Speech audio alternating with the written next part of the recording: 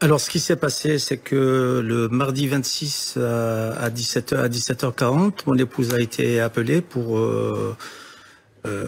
on l'a informé que notre fils était en garde à vue au commissariat de Kremlin-Bicêtre. Il a quel âge? Il va fêter son 15e anniversaire, donc il sort de ses 14 ans. Donc il était au commissariat du Kremlin-Bicêtre, qu'il avait vu un médecin, qu'il a un avocat et qu'il ne fallait pas venir. C'est un enfant de 14 ans. Donc mon épouse, elle essaye de savoir ce qui s'est passé, qu'est-ce qu'il a fait. On lui dit c'est pour vol. Elle dit en tout cas je vais venir. Donc elle se présente au commissariat du Kremlin-Bicêtre. Elle essaye d'avoir un interlocuteur. Donc il y a pas d'interlocuteur. Elle en a pas eu. On l'a invité à plusieurs reprises à quitter les lieux parce qu'il n'avait pas à être là. J'arrive 10 minutes derrière. J'essaie d'avoir, on essaye tous les deux encore d'avoir un interlocuteur. Ça prend à peu près 20 minutes. Au bout de 20 minutes, il y a un fonctionnaire qui sort et on comprend que c'est lui qui est en charge de l'enquête. On discute avec lui. Donc, premièrement, on lui demande qu'est-ce qui est reproché à notre fils. Là, on reçoit un coup de massue. Il nous dit, c'est un vol à l'arrache sur une personne âgée, c'est pour lui voler sa chaîne au nord, vol à l'arrache en réunion avec arme blanche. Là, c'est celle qui nous tombe sur la tête. On lui demande, est-ce que les faits sont établis? Le fonctionnaire, il nous répond, oui, les faits sont établis, la victime les a identifiés, il y a de la vidéosurveillance, il y a des témoins, et votre fils est celui qui a le plus fait. Quand un fonctionnaire vous dit ça, vous vous dites que il y a eu un travail qui a été fait, il y a eu une situation qui a été cernée, qui est maîtrisée, parce que il va pas s'avancer comme ça, le fonctionnaire. À partir de ce moment-là, je vous cache pas qu'on a condamné notre fils. On a dit, et surtout que le fonctionnaire a dit, il n'avait qu'à ne pas avoir de mauvaise fréquentation. Ne sachant pas avec qui il était. Donc ça devenait, comme tout parent qui se respecte, c'est pas mon fils, c'est les autres, c'est un effet d'entraînement, ça s'explique, etc. Donc on s'en remet au fait, on rentre chez nous. Et ça dure jusqu'à après 22h30. Là, il y a l'un des amis de mon fils qui arrive et qui nous présente une toute autre façon. C'est de laquelle alors? Alors, l'autre version, c'est qu'ils ont été mis sous le contrôle d'une équipe de la BAC au bas de son immeuble, que la situation a duré 2 heures de temps, où ils sont restés là-bas. Menottés? J'y arrive.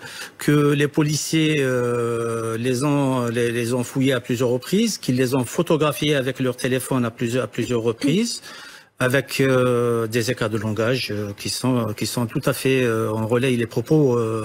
Lesquels par exemple? Alors ils leur disent pourquoi vous êtes ensemble. Les gamins ils disent on est du même collège, on se connaît à partir du collège et nous sortons ensemble. Ils leur disent alors vous êtes pédés. Il y a des propos du genre mais les deux noirs ensemble. Et il y a des propos, mon fils, on lui pose la question, tu es né où? Il dit à Châtillon-sur-Seine. On lui répond, mais t'es con, toi, t'es un con de maghrébin. Ça n'existe pas.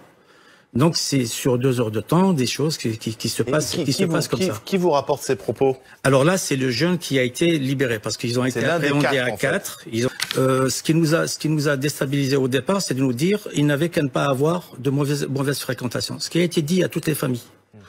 Donc vers 16h, 16h30, 16h20, ils sont menottés les mains dans le dos, mis contre le mur. Et à un certain moment, on leur demande de s'asseoir. Ils s'assoient. Et on leur demande de se relever dans cette situation, ce qui veut dire menottés les mains dans le dos. Une voiture de police municipale est arrivée sur les lieux.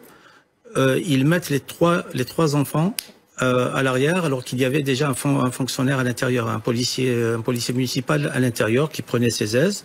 Donc ils mettent 2 enfants. Le troisième, ils lui disent tu montes ou on te fait monter avec les pieds.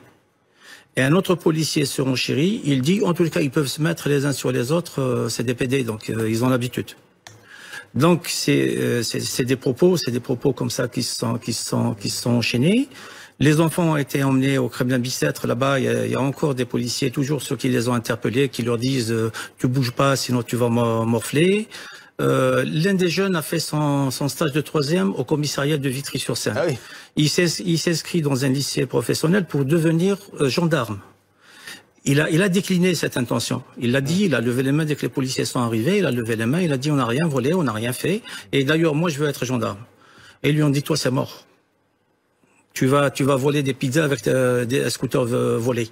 Nous sommes passés du propos qui nous a été tenu le 26 vers 17h50 qui disait les faits sont établis, ils sont identifiés par la victime, il y a des témoignages, il y a de la visiosurveillance.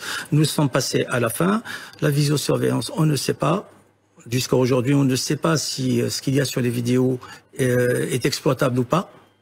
Le témoin a dit, moi j'ai jamais vu ces gosses. Ah bon? Leurs téléphones n'ont pas borné ce jour-là dans l'endroit où ils sont incriminés. Donc pratiquement, il n'y a aucun élément qui incrimine nos enfants X. Ils ont été relâchés, disons, la veille de tout soupçon. Ben, ils n'ont rien fait de par la décision du parquet. Oui. C'est pas moi qui le dis, c'est le parquet qui le dit, qu'ils n'ont rien fait. Procès verbal, les policiers relatent les faits. Voilà ce qu'ils disent très précisément. Les faits, ils se passent le 26 mai.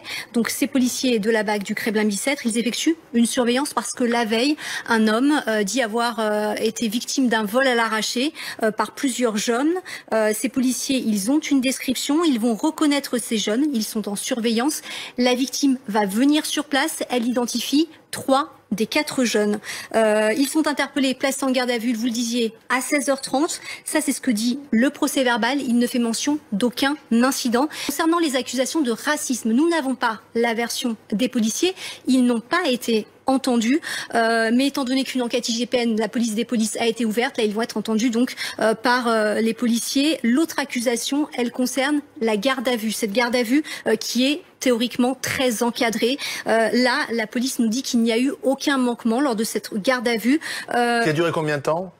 Elle a duré de 16h30 à un peu plus de 24 heures, puisque les enfants, ils étaient sous le contrôle de la police à partir de 14h40. Et pour des mineurs, plus de 24 heures, c'est normal? Alors oui, pour des mineurs, c'est normal. En tout cas, il faut s'attacher à des règles très strictes. Ils ont droit à un avocat, et cela dès les premières heures de la garde à vue. Là, l'avocat était là? Jusqu'à aujourd'hui, nous ne connaissons pas les noms des avocats qui ont assisté nos enfants. Ah bon?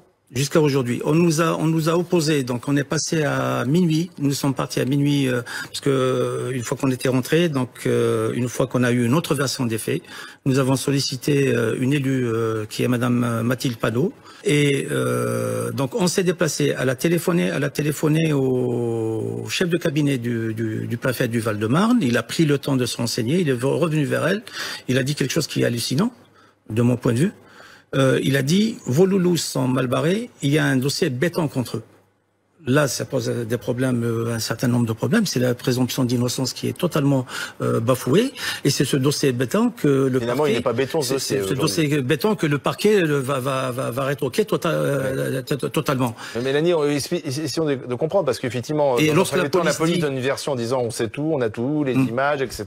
Puis finalement, le parquet dit non, il n'y a rien. Alors le parquet, en fait, les enfants, les adolescents ont été relâchés, si je puis dire, au terme de cette garde à vue. En revanche, le parquet, il a la possibilité de les reconvoquer s'ils le souhaitent à une date ultérieure. En tout cas, on revient sur cette garde à vue. Ils ont été relâchés libres. Libres, tout à fait, oui, sans aucune charge. Libres, ils le sont. Alors, les avocats, on revient quand même sur cette garde à vue qui est quand même au cœur de cette affaire. On a pu consulter les notifications de fin de garde à vue. C'est des documents à la fin de la garde à vue qui sont établis. Donc, pour les avocats, en ce qui concerne les avocats, ils ont tous été contactés le 26 mai, peu après le placement en garde à vue des jeunes. Ça se passe aux alentours de 18h, mais ils ne sont venus que le lendemain. Les médecins également, ils ont été contactés le 26 mai. Un adolescent en a vu un le 27 à 2h du matin, un autre à 10h du matin, et enfin un troisième n'a pas pu venir. Enfin, les parents, ils ont tous été prévenus, mais on ne sait pas en revanche ce qui leur a été dit. Ils ont été prévenus successivement à 17h40, 17h39 et 18h20. Alors, lorsqu'on a demandé à connaître le nom des avocats, on l'a demandé entre minuit 30 et 3h du matin. Il y avait le commissaire départemental de permanence qui s'est déplacé. On a demandé à connaître le nom des avocats. On nous a dit, on ne peut pas vous donner les noms des avocats parce que le dossier concerne des mineurs. Le comble, c'est que les détenteurs d'autorité légale sur ces mineurs-là, c'était nous-mêmes, c'est leurs parents. Donc, nous avons eu à discuter avec des policiers. Et dans ce que nous avons constaté, c'est qu'il y avait des policiers qui étaient tout à fait outrés parce que les actes les faits que nous rapportions.